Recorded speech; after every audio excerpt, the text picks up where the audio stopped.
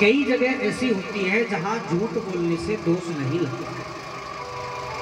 अब किसी के खेत में गाय चल रही है, अब आपने आकर के उसके मालिक से कह दिया कि तुम्हारे घर गाय खेत में तो गाय चल रही है, तो वो सत्य कहना आपके लिए दोषकारक हो जाए। वो मालिक आएगा, गाय के 2-4 डंडा मारेगा।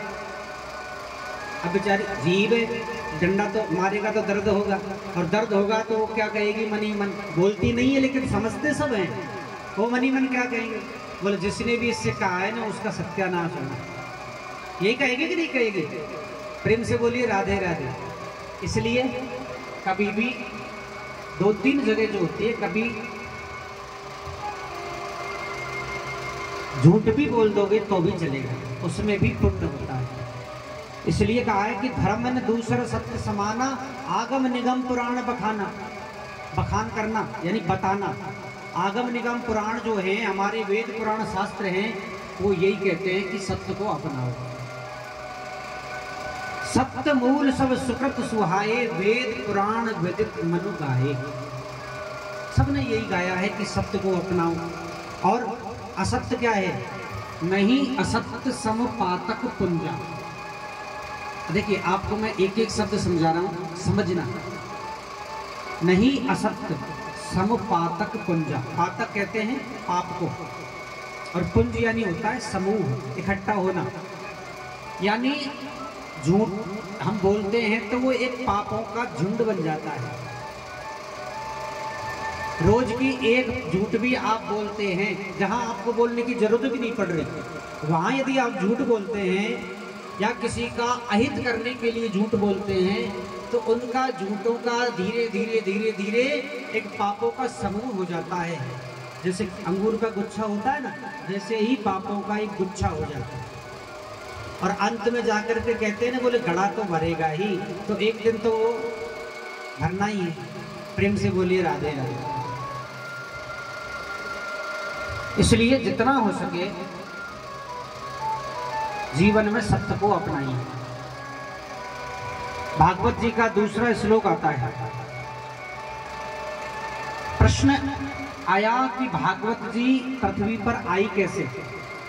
ये क्या है भागवत जी? तो इस श्लोक में समझाया है।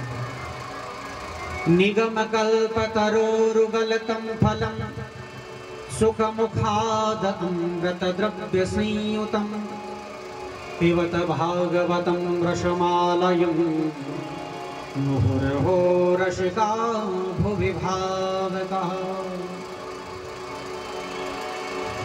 निगम कल्प तरोरु गलितम फलम। ये भागवत क्या है?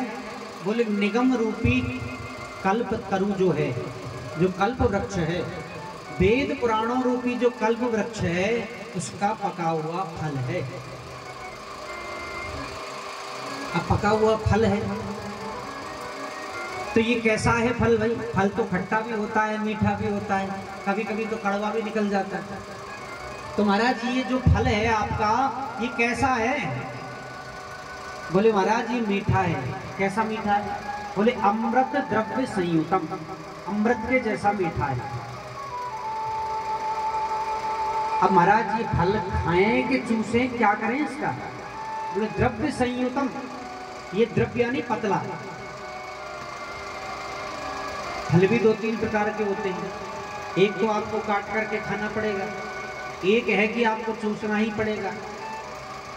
लेकिन ये जो फल है, इसको बता रहे हैं कि इसको ना आपको चूसना पड़ेगा ना खाना पड़ेगा, तो बोले ये तो आपको पीना पड़ेगा। अमृत है, ये द्रव्य है, द्रव्य यानी पतला। बोले ना तो इसमें गुठली है और ना ही इसके छिलका है।